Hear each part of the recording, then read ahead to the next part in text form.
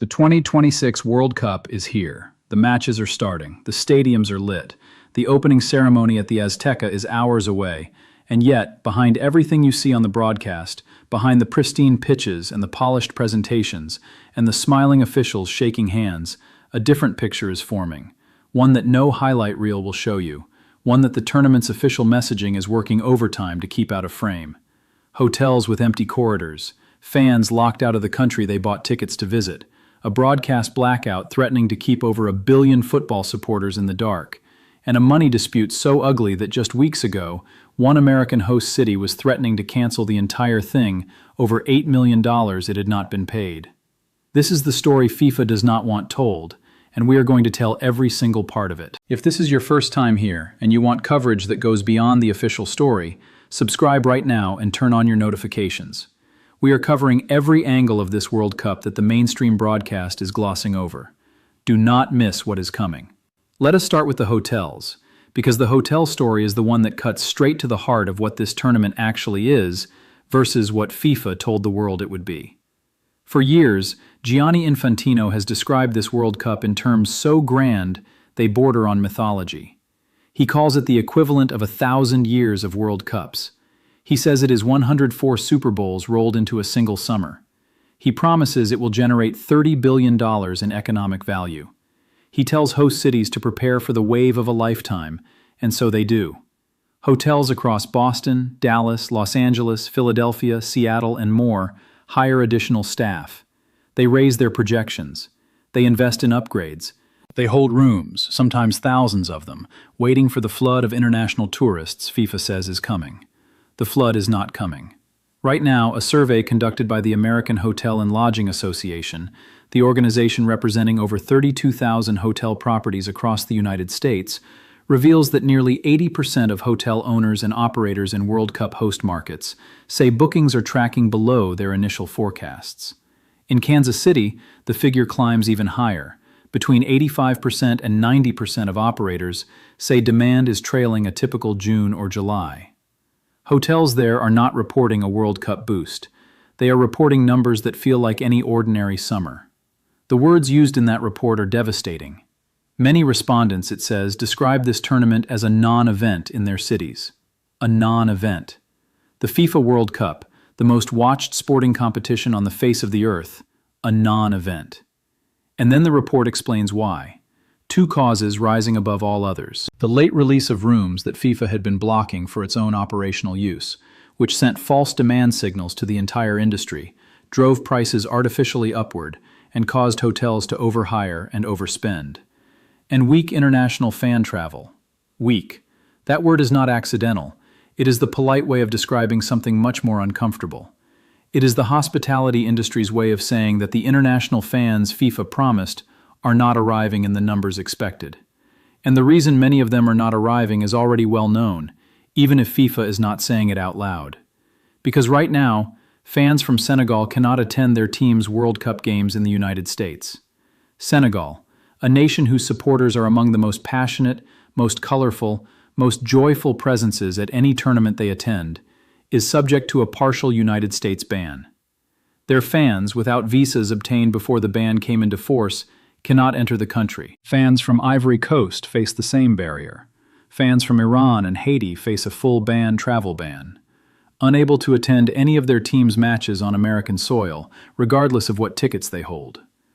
One Senegalese supporter, speaking at the Africa Cup of Nations in January, puts it with quiet, devastating clarity. "I don't know why the American president would want teams from certain countries not to take part," he says. "It's up to the United States to provide the conditions, the means, and the resources to allow the qualified countries so everyone can go and support their team." He's right, and nobody at FIFA is publicly disagreeing with him. The affected countries stretch far beyond those 4.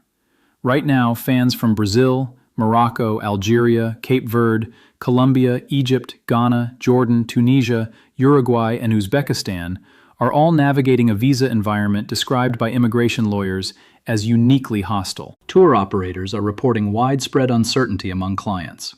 Fan groups and diaspora communities, traditionally among the loudest, most vital presences at a World Cup, are canceling trips, cutting plans, staying home.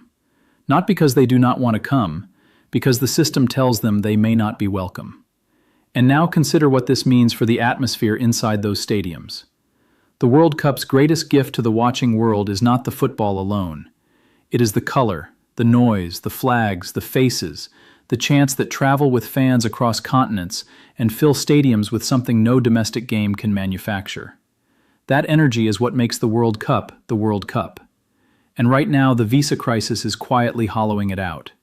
This is the midpoint of the story, and here is where it becomes something even more remarkable. Because while the hotels sit partially empty, and while fans sit at home holding rejection letters, and while India's screens are only just flickering to life, a different kind of crisis is unfolding at the ground level inside the United States itself. In Foxborough, Massachusetts, home to Gillette Stadium and 7 scheduled World Cup matches, a small town finds itself at the center of a financial standoff that very nearly brings the entire local World Cup operation to a halt. The issue is $8 million, specifically $7.8 million, that the town of Foxborough says it needs to cover policing and security for the tournament. Money that was supposed to come from a federal grant tied to FEMA funding, held up by a partial government shutdown that leaves the town's officials staring at a March 17th deadline with no guarantee that the cash is coming. Until 10 days before the opening match, over 1 billion football supporters in the world's most populous nation have no way to watch the 2026 World Cup. India, a country that during the 2022 World Cup in Qatar trails only China in global engagement, a country where nearly 84 million people watch matches on television, a country where nearly 32 million viewers tune into the final alone on a single streaming platform, a country that FIFA's own chief business officer describes as being of strategic importance and displaying immense potential. India has no World Cup broadcaster, no deal, no channel, no stream. The story behind it is a portrait of FIFA's own overreach. FIFA initially seeks $100 million for India's broadcasting rights. When that meets resistance, the ask drops to $60 million. India's largest streaming platform, JioStar, makes a final offer of just $15 million and walks away from the table entirely. Weeks go by, the tournament draws closer, the screens stay dark. The Delhi High Court intervenes, stepping in to address the extraordinary situation of the world's most watched sporting event being invisible to nearly 1.5 billion people. It is only on the 1st of June, 10 days before the opening match, that a deal is finally signed. Z Entertainment agrees to rights covering 39 FIFA events over 8 years. The screens turn on just in time. But the drama of those final weeks, the extraordinary sight of an unresolved deal with the world's second most populous nation, when the tournament is barely a fortnight away, tells a story about FIFA's commercial strategy that the organization has no clean answer for. China, meanwhile, presents an even startling situation. China accounts for nearly 50% of all digital and social viewing hours during the 2022 World Cup globally, half the world's digital viewership. And as the 2026 tournament begins, FIFA confirms that discussions in China are ongoing and must remain confidential. Ongoing as the opening match kicks off. Now, here's the layer of this story that brings it all together. Because while the hotel industry reels, and while fans sit at home holding rejection letters, and while India's screens are only just flickering to life, a different kind of crisis is unfolding at the ground level, inside the United States itself. In Foxborough, Massachusetts, home to Gillette Stadium and 7 scheduled World Cup matches, a small town finds itself at the center of a financial standoff that very nearly brings the entire local World Cup operation to a halt. The issue is $8 million, specifically $7.8 million, that the town of Foxborough says it needs to cover policing and security for the tournament.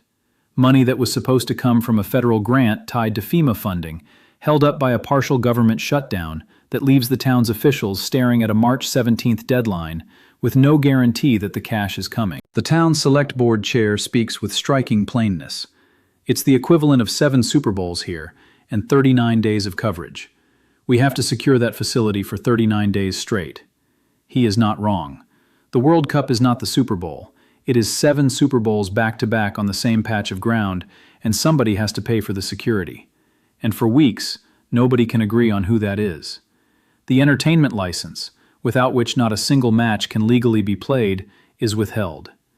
There are weeks of public back and forth, meetings, letters, deadlines. FIFA, the organization that compares its own tournament to 1,000 years of World Cups combined, watches as a small Massachusetts town threatens to cancel 7 of its matches over a funding dispute that in the context of a $30 event is a rounding error. Robert Kraft and the Kraft Group eventually step in to backstop the security funding. A deal is reached, the licenses are issued, the matches will go ahead. But the image that lingers, the picture of a World Cup host city withholding its entertainment license in a public standoff with tournament organizers, is not the image FIFA spent 8 years building. And Philadelphia adds its own chapter. Thousands of hotel rooms that FIFA had been holding for operational purposes are abruptly canceled across the city without explanation. Speculation runs rampant. Is there a security concern? Is this a political signal? FIFA's response is careful. These are standard overbooking releases, it says, nothing unusual. But the cancellations hit the market just as hotels are already reporting weak demand, pushing room availability higher in a city that had banked on being full. The federal government has earmarked $625 million for security and preparedness across the 11 American host cities. The money is there, but the systems for distributing it are tangled, the timelines unclear, and city by city, officials are discovering that the promise of federal funding does not always arrive on the schedule that a World Cup requires. This is the picture that emerges when you stand back and look at all of it together. Not a tournament in collapse because the football is real and the players are here, and the Azteca is ready, and something extraordinary is about to begin. But a tournament built on promises that are, in the cold light of this opening week, proving harder to keep than anyone in a FIFA boardroom publicly anticipated. The empty hotel corridors in Kansas City, the Senegalese fan watching from Dakar, the Indian football family who until 10 days ago had no idea where to find the matches, the England pub salesman, the Foxborough town official who in the middle of a World Cup preparation meeting is asking where his $8 million is. All of these people have one thing in common. They believed FIFA's promises. They made plans around FIFA's promises. They built expectations around a tournament that was going to be, in Infantino's own words, the most inclusive in history. Right now, as the opening ceremony lights up the Azteca, and the crowd roars and the cameras sweep across a stadium that has hosted football's greatest moments for half a century, those promises are being tested, and the results are complicated. The beautiful game is beginning, and it is beautiful. But the world behind the beautiful game, the logistics, the politics, the money, the borders, the promises, tells a story that will follow this tournament from its first day to its last. FIFA wanted this to be the greatest World Cup ever staged. Whether it lives up to that billing will depend on what you measure. If you measure by the football, it may well be extraordinary. If you measure by everything surrounding the football, the answer is still being written. And we will be right here, every step of the way, watching it unfold.